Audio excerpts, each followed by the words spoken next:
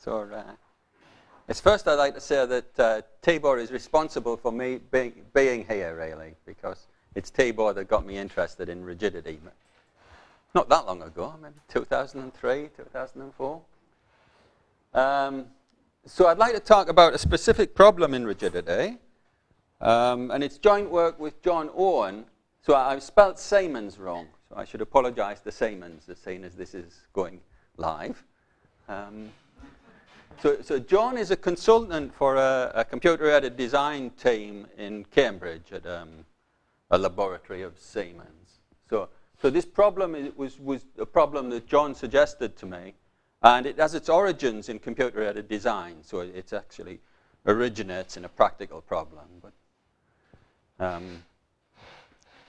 I hoped it would be a practical use, because there is a lot of pressure on us in the UK to solve problems that have impact outside of the university environment. But the impact it had was it actually slowed down their programs.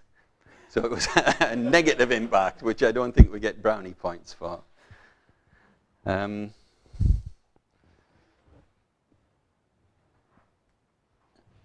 I'm going to be talking about, so Shinichi talked mostly about bar joint frameworks yesterday. So this is a kind of variation on bar joint framework, and I'm going to be in the plane. So throughout this talk, I'm only in 2 dimensions, and I have points and lines in 2 dimensions. So I have 2 kinds of objects, and these objects are related by 3 kinds of constraints. So I can have point-point distances, and point-line distances, and line-line angles. And I'd like to know when these constraints make the framework rigid. So by rigid, I mean that if the points and the lines move in the plane in such a way that they preserve all the constraints, then the only way they can move is by a translation of the whole framework. So that's what rigid means.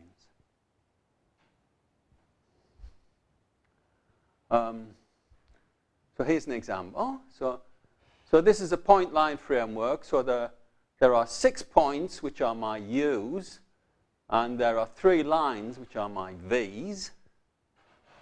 And I'd like to know whether this is rigid. So for the non-rigid people, is it rigid?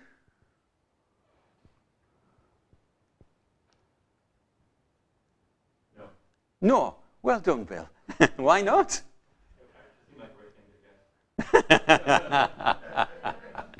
So it's not rigid because if you think about the line V1, we can translate that upwards, and then the points U5, U6, and U2 and U1 will slide outwards as the line at the top goes up. And that will be a motion of this framework, which is not a rigid motion. It's not a translation because it's leaving, say, the points U4 and U3 fixed. So this is not rigid.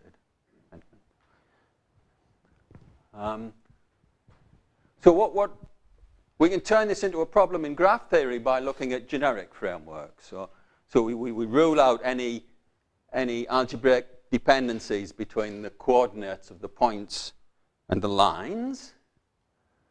And then we can translate it into a point-line graph. So a point-line graph, we have a vertex for each point and a vertex for each line and an edge for each constraint. So this is the point-line graph corresponding to that point-line framework. And so Shinichi mentioned Maxwell counts yesterday. So the Maxwell count gives us a kind of intuitive way to investigate whether this thing might be rigid or not. So the idea is that so each point and line has 2 degrees of freedom.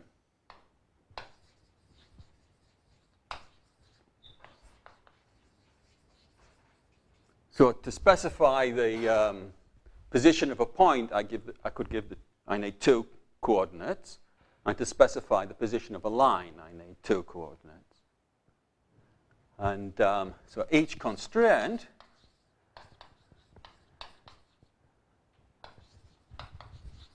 reduces the number of degrees of freedom by at most 2. By at most 1.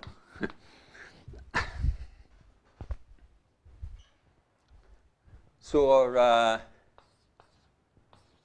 to make the framework rigid,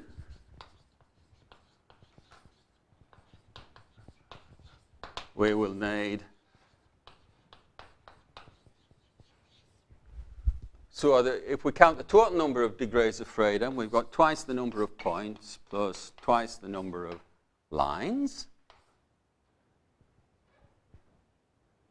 So the constraints are the number of edges. So I want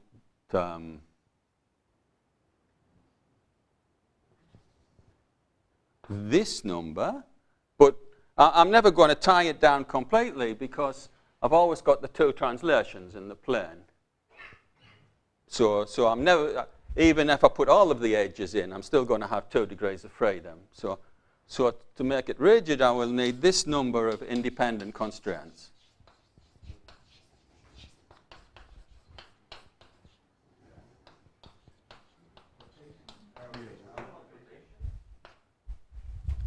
I'm getting confused, yeah. So there's a 3 here, eh? Thank you. That's great. Is that right? Yeah, because I can rotate. I'm getting confused because I'm going to talk about fixed slope lines towards the end. So that's why I'm getting confused. But yes, so in this model, I'm allowed rotation as well. So I will always have. And in fact, when I said rigid before, I should have included rotations in my definition of when it is rigid. Thank you. So I've written independent constraints here, which I haven't really defined. But if we look at generic frameworks, then we'll say that this notion of independence defines, of independent constraints, defines a matroid on the edge set of the point line graph. So in order to understand generic rigidity, I want to understand this matroid, which is called the rigidity matroid. I want to understand what it means for a set of edges to be independent in a point line graph.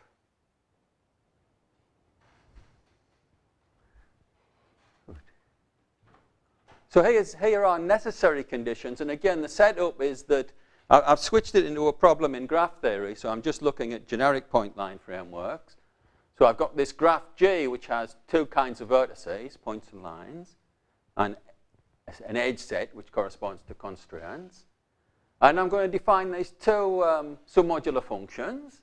So a nu p, these are functions on the set of our subset of edges of the edge set, and nu p just counts the number of points which are incident with this set of edges, and nu l counts the number of lines which are incident with this set of edges.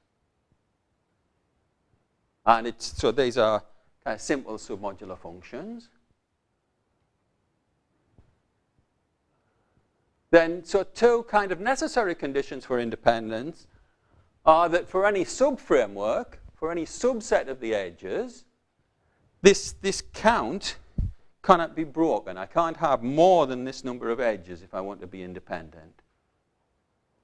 So if I have some kind of subframework on the set of constraints, the set of edges S dash, then the number of points in that twice the number of points in that framework plus twice the number of lines in that framework, so that P should be an L, sorry, minus 3 should give us an upper bound on the number of edges. And the idea is that if I have exactly this number of edges, then that subframework is rigid.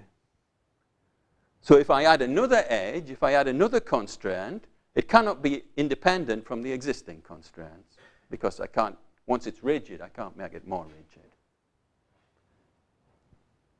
So I get this this kind of standard Maxwell count constraint for independence.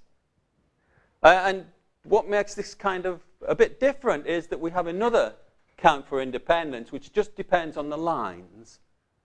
And the problem is, or it comes from the fact that if I have a circuit just consisting of lines, and I fix these angles, then I've fixed this angle. So I get a dependency corresponding to cycles of lines. And what makes this problem slightly different is trying to cope with these two different conditions for independence. So we could look at the set of all subsets of the edge set which satisfy these two constraints. And this does not satisfy the Matroid independence axioms. And we'll say that the underlying independence should be a Matroid. In fact, it's the raw Matroid of the rigidity matrix. So if we have the right notion of independence, it has to give us a Matroid. So these conditions can't determine independence in a simple kind of way.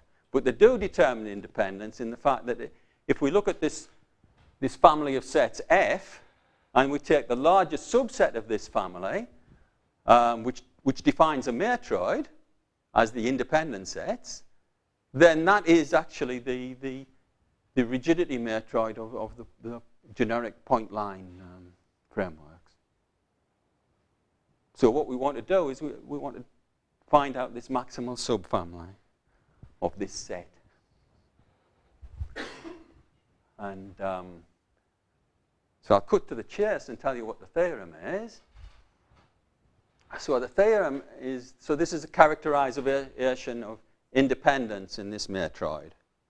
And we start off defining one submodular function, rho.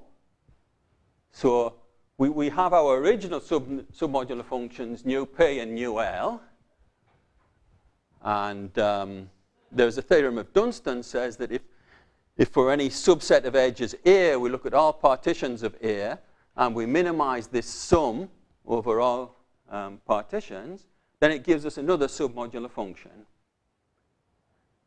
So this rho is going to be a submodular function. And in fact, this is going to be the rank function of the fixed slope point line rigidity Matroid. So where the lines are not allowed to rotate. So we'll see that later. And then we get the Matroid that I'm interested in, the generic point line rigidity Matroid, by taking this rho function and adding on the nu L function, which counts lines, and subtracting 1.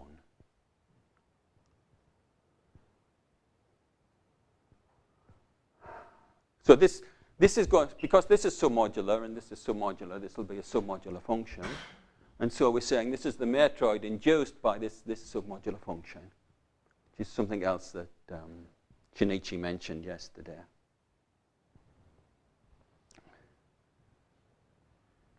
I don't know what comes next. Oh yeah.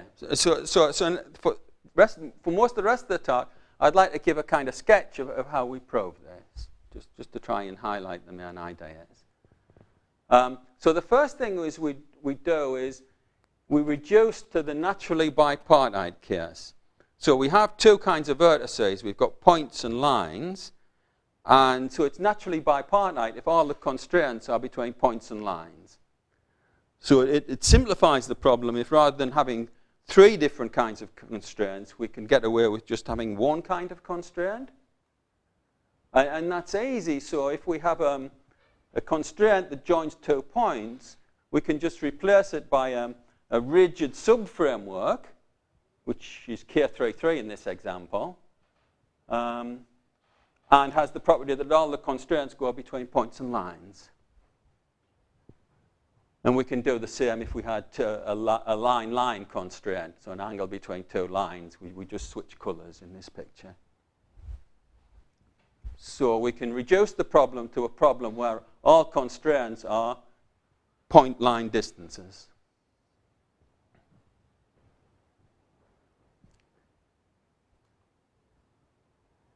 And as I've been saying, so we first consider a sub-problem, which is where the points and lines are allowed to move in the plane, but the lines can only translate. They can't rotate.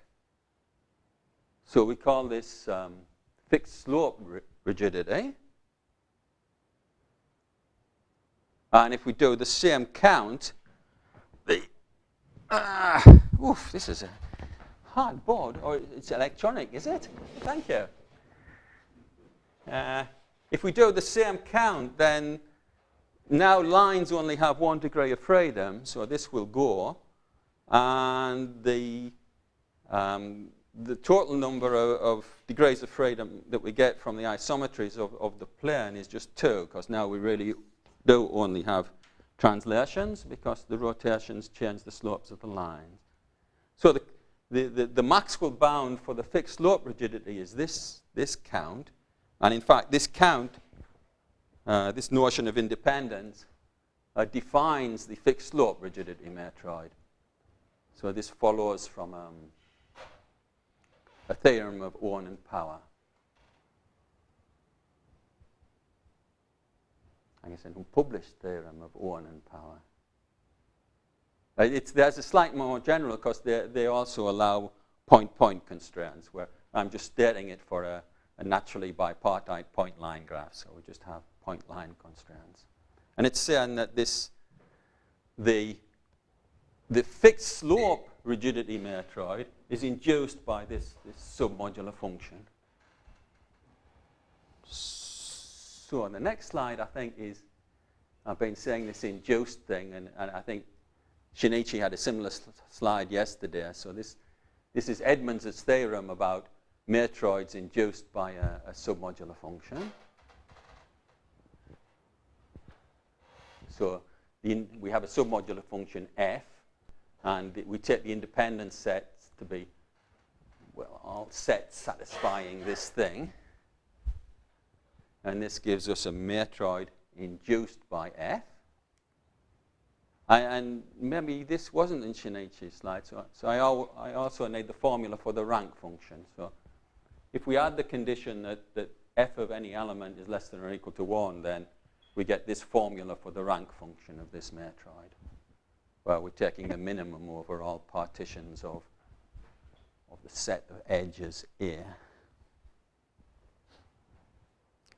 And there's a slightly more complicated formula if we don't have this condition, but we won't need it. So this tells us, I guess, as I've already said, that the fixed slope rigidity matroid is the matroid induced by this submodular function. And now Edmonds' theorem, the last part of the theorem which calculates the rank, tells us the function rho that I defined before is the rank function of this fixed slope rigidity matroid.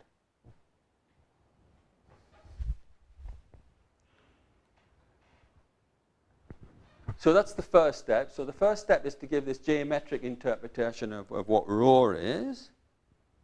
And the next step is, I don't know whether it's, so that what we're interested in is rho plus nu L minus 1. I think that's the submodular function that I claimed induced the point line rigidity matroid. So we next look at the matroid that we get without the minus 1. And there is a lemma of, we use a lemma of Shinichi, and I forgot what your course is called. For this thing about matroid union, there's a lemma which tells us when the matroid induced by the sum of two submodular functions is the matroid union of the two matroids induced by the two submodular functions.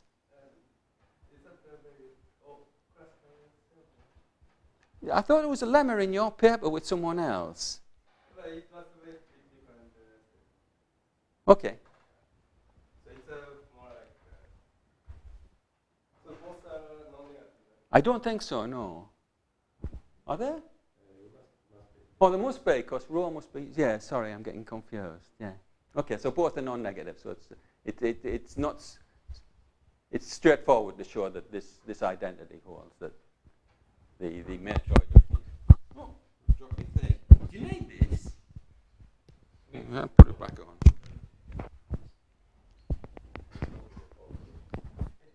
I don't know whether it makes any difference. But it's straightforward to show that the matroid induced by the sum of the functions is the matroid union of the matroids induced by the functions.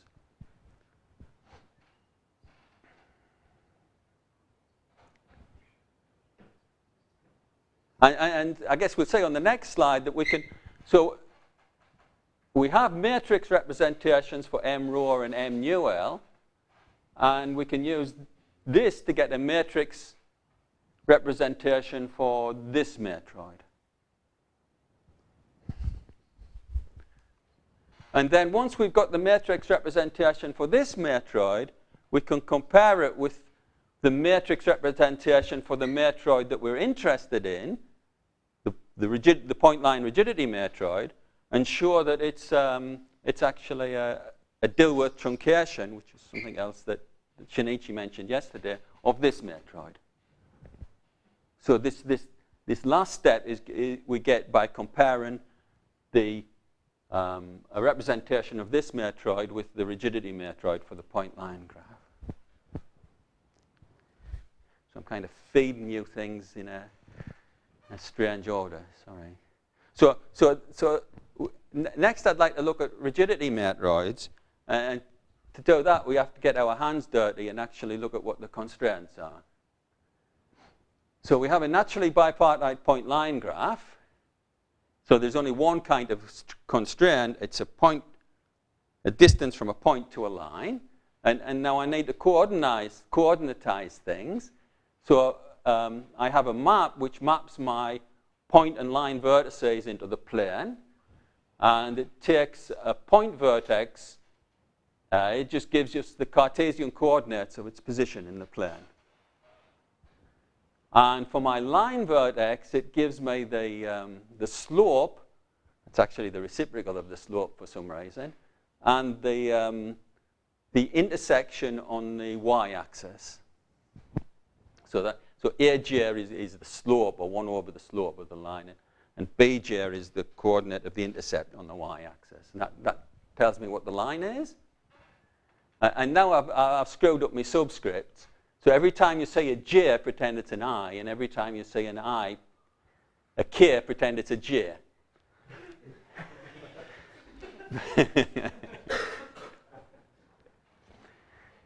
So this gives us the distance from the point with coordinates.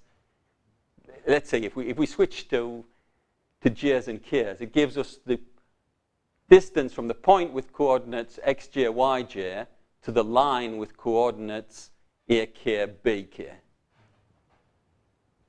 And now we would like to, so we have this system of constraints, one constraint for each edge, and we'd like to work out the Jacobian matrix for this system. And so first we look at the fixed slope rigidity matrix. So for the fixed slope rigidity matrix, the ak here is a constant. The a is a constant, because they'll tell us what the slope is. So when we work out the Jacobian, we just differentiate in this with respect to xj, yj, and bk.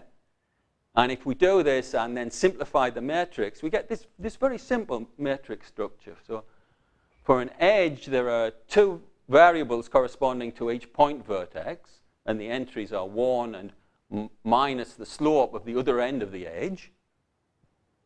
And the entry for the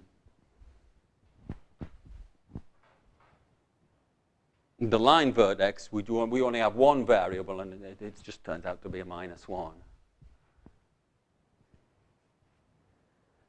And the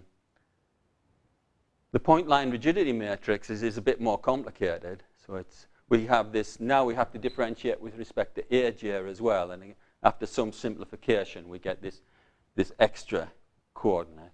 And we're thinking of the xi's and yi's and aj's. So bj doesn't appear in these matrices. We can eliminate the bj's. So we're thinking of these, the xi's, yi's, and aj's as indeterminate. And we would like to work out when a set of rows of this matrix is linearly independent. And that defines independence in the rigidity matroid.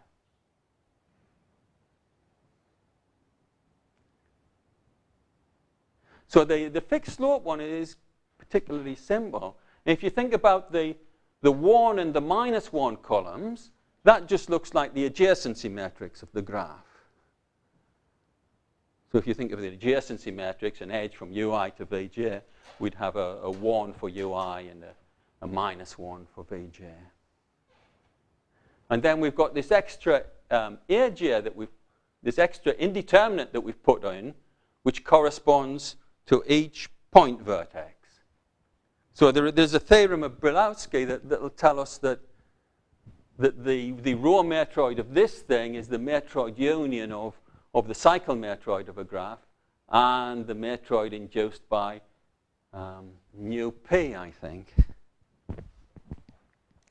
Again, I'm getting ahead of myself. So I'd like to introduce another structure which is not quite a framework. So this idea is due to Walter Whiteley, I think, and so he calls them frames. So a frame is not quite a framework. So we have a point line graph, and then we have these two functions, t and c, which are going into the real numbers.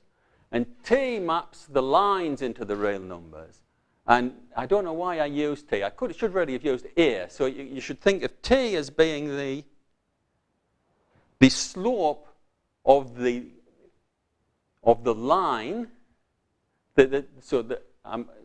particular line, and t is going to tell me what its slope is. The c is more. It's a bit stranger. So c is just attaching an indeterminate to each edge in the graph.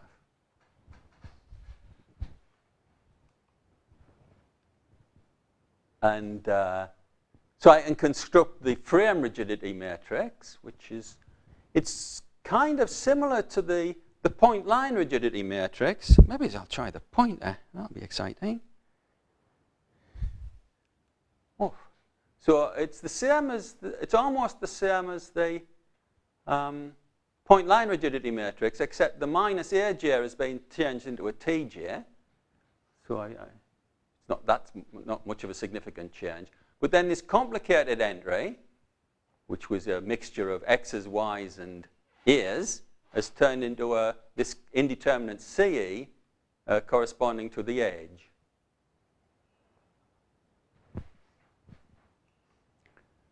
And now this result I mentioned by Brylowski, it tells us, so if we look at, I didn't mean to do that, I meant to point.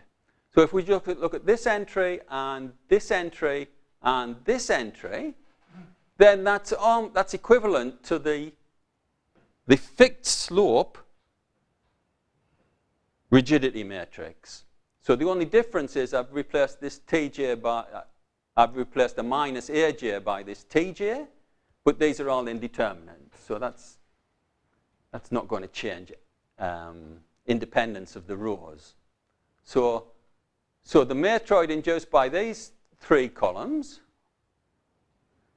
sets of these three columns, is the fixed slope rigidity matroid. So it's going to give me it's going to give me rho. Is that right? It's going to give me the matroid whose rank function is rho, and that's the matroid induced by this submodular function. I hate it when people wiggle these things around, sorry. And then we have this extra column of CEs, and Brylowski's theorem says that if CE is algebraically independent from TJ, then when I combine these two sets of columns with algebraically independent entries, I just get the matroid sum of the matroids induced by the columns. So the raw matroid of this frame matrix is the matroid union of these two things. And as we saw before, this is the matroid induced by this rho plus nu L function. which is almost the function that I'm interested in. So I'm interested in rho plus nu L minus 1. So to get to rho plus nu L minus 1, oh, what happened there? That we use a Dilworth truncation. So we compare this entry with the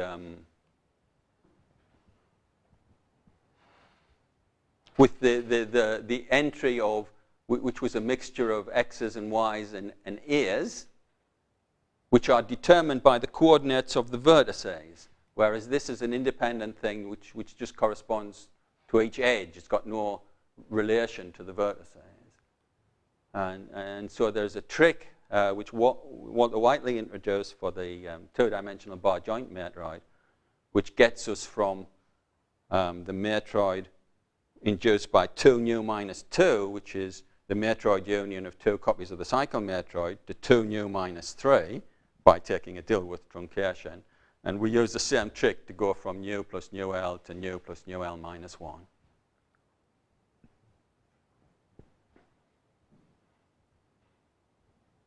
So we show that the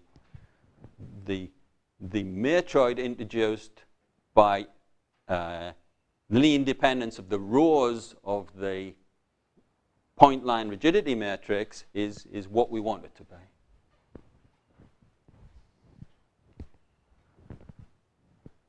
How much time have I got left? I've got bags of time, eh? Oof.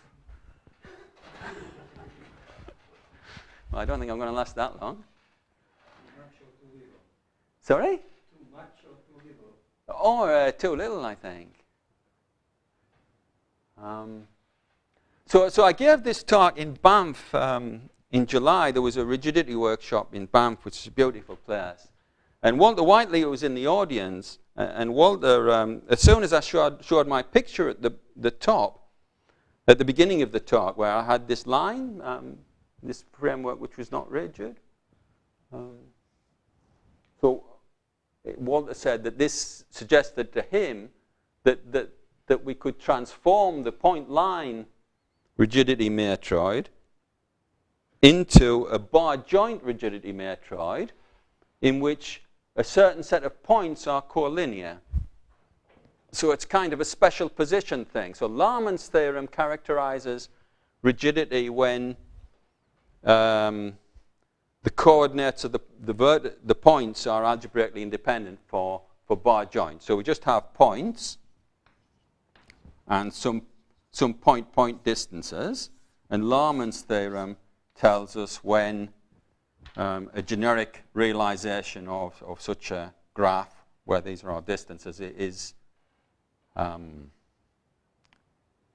rigid, and the independence thing is just the matroid induced by 2 nu minus 3, where nu of a set of edges is just the total number of vertices incident with those edges. But that's for generic realizations.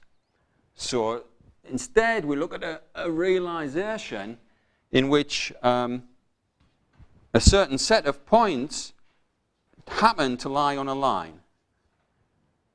So, for instance, how can I draw this? 1, 2, 3, and then I'd have, that's it, eh? So this is not a generic realization. So I look at realizations in which a given subset of the points W are constrained to lie on a line. And then I ask, is this framework generically rigid? Generic, subject to the constraint that these vertices just happen to lie on a line. And it's a bit confusing because I'm not saying that is it rigid subject to the condition that these points always lie on the line. So the points are allowed to become collinear. It's just they're free to move in the plane subject to the distance constraints. But they start off lying in a line. So I can't apply Larman's theorem because to apply Larman's theorem, then it has to be generic. And in fact, if I'd asked for a different set of points to lie on a line, so if instead I'd said these points have to lie on a line, then this would not be rigid. It would not be independent because this collinear triangle is dependent. So if I know what this distance is and I know what this distance is, it tells me what this distance is. So in fact, Larmon's theorem does not, it does not hold. It depends on the structure of what's happening on the line. So Walter said that we could use our point line framework and go through projective space in order to get a theorem about bar joint frameworks with a given set of points happening to be collinear. And the idea is that we start off with let's start off with a point line framework, and then he represents the lines as points at infinity in projective space. And so he gets a theorem about rigidity of frameworks in projective space with points on the line at infinity in projective space. And then he uses a projective transformation to move the line at infinity to a finite line, and shows that this projective transformation preserves rigidity. And so it gives us a theorem about finite frameworks again. And so here's the theorem, and it's very similar to the point line theorem, except if you just imagine the set W as being the set of lines and the set U as being the set of points, so U is the complement of W, then we just get the same theorem, but for these collinear, these frameworks, bar joint frameworks in the plane in which the vertices on W happen to be collinear to start off with.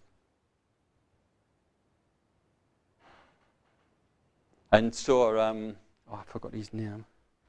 So at present, there's a group of us working on transformations between frameworks, between point line frameworks and frameworks on the sphere and projective space and bar joint frameworks with collinear constraints. And there will be a paper comes out of this with certainly with Walter and his PhD student who I forgot his name. Sorry? Yasser? F. Qatari. Okay. And also Bern and Tony and Shinichi and myself are in this discussion group, which is going on at present. And we have a Skype appointment with Walter later this week. So I'd like to finish with an open problem. So this goes back to John again. So I was very disappointed that our point line theorem didn't have impact for Siemens. So John said, well, maybe if we allow parallel lines, it will help. It will be useful. So here it is. So we have a point line framework, and our theorem characterizes rigidity when the points and lines are generic. But now we're going to allow some parallel lines. So we partition the lines into parallel classes. And in this setting, we would like to know, so it's generic subject to this setting, and we would like to know when it's rigid.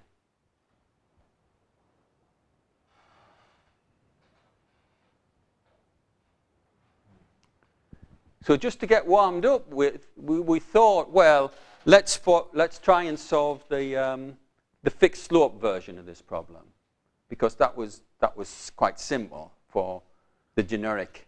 When there were no parallel lines, the fixed slope version of the problem was the matroid was induced by a simple submodular function. And this seems to be hard. So I don't think I want to talk about scenes and things, but there is an equivalent formulation of this.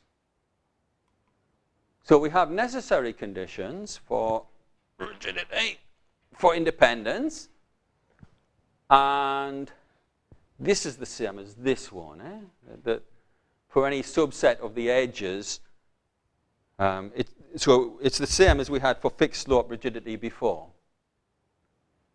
So each point has 2 degrees of freedom, each line has 1 degree of freedom, and then we have our 2 translations to subtract. So this top condition is the same as for the generic. We use these? Fixed slope point line rigidity matroid. But again, we get these new circuits coming in which make things complicated. And at least they look superficially very much like the circuits that we had before. So if I have 3 parallel lines, and I specify this distance, and this distance, and this distance, then this distance is determined. So this is a circuit. So we get this condition, so that if I have a set of edges and all of the line vertices belong to the same parallel class, then the number of edges between those points and lines is bounded by this function, which is telling me that I can't have any circuits in this particular induced subgraph. So it's a bit like the picture that I had before, which was a circuit of lines, but now it's an alternating circuit of points and lines, or with the set of points and parallel lines. So we can use these conditions and the fact that independence is independence in a matroid to get a more complicated condition for independence, a stronger condition for independence. And what makes it kind of more complicated? So this is just a nice submodular function, but we've got this thing coming in. So what we do is we have a set of edges, and we look at partitions of that set of edges. We look at partitions of A, and then we make a graph where the vertices of the graph are the parts of the partition, and we join 2 vertices, 2 parts, if they have a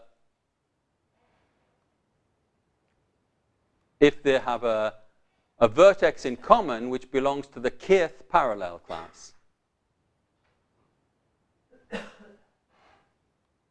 So for each parallel class, we construct this graph.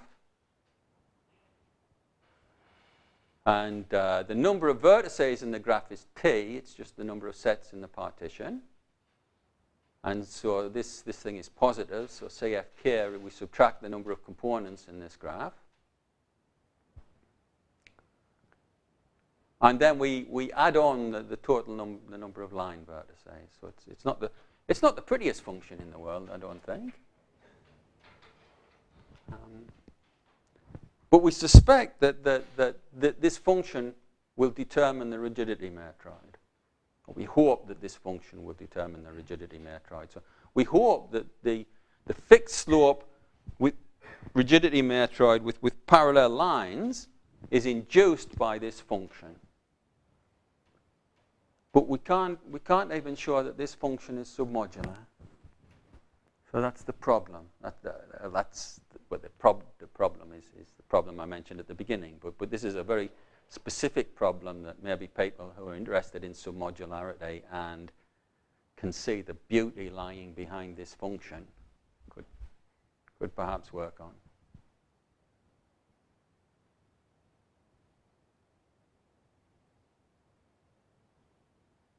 So I'd like to stop there. Thank you.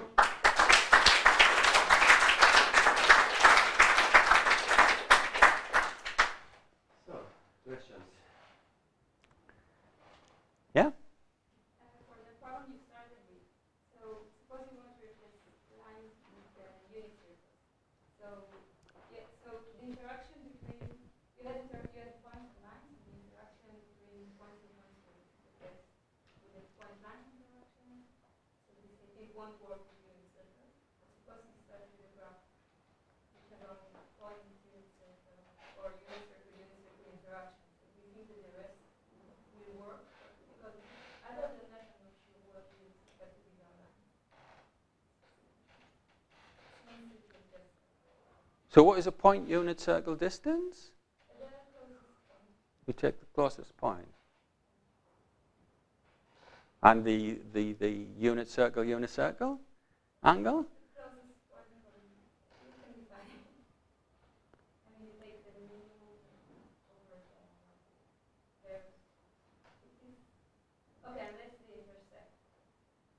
Yeah, because the question is, where do you use the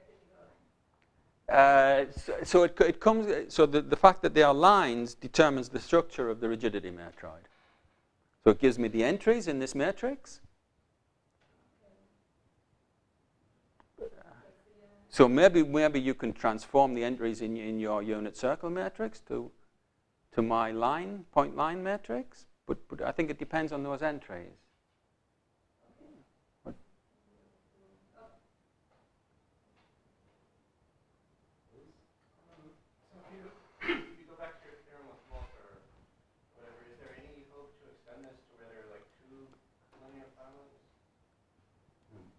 No, that's a nice question, which somebody has asked. I think maybe you asked it. No. But yeah, it's something that we've thought about, but I haven't anything to say about it other than it's an interesting question.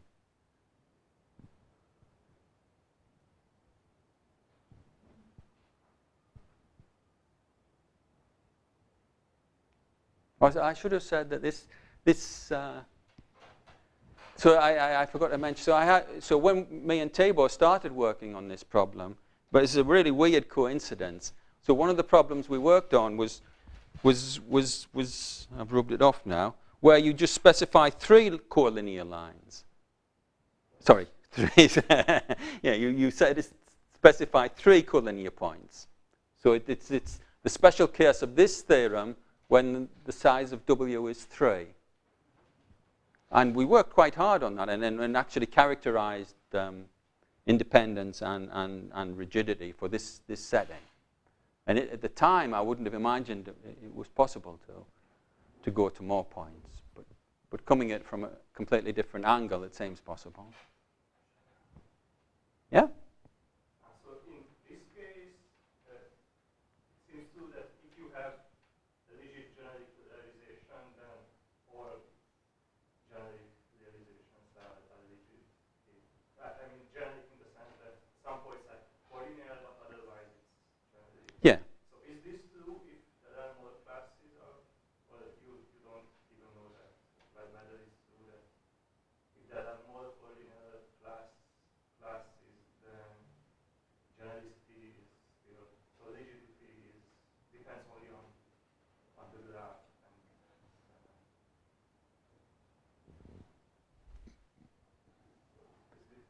I think it probably would do. I think I would probably be able to write down a matrix which determined infinitesimal rigidity, and if the entries were generic, then all subject to the constraints about the 2 lines. Then I haven't done it, but I think it would tell us that it is a generic property. Just as soon as you can write a matrix down, then all matrices with generic entries, all matrices with generic entries will have the same rank.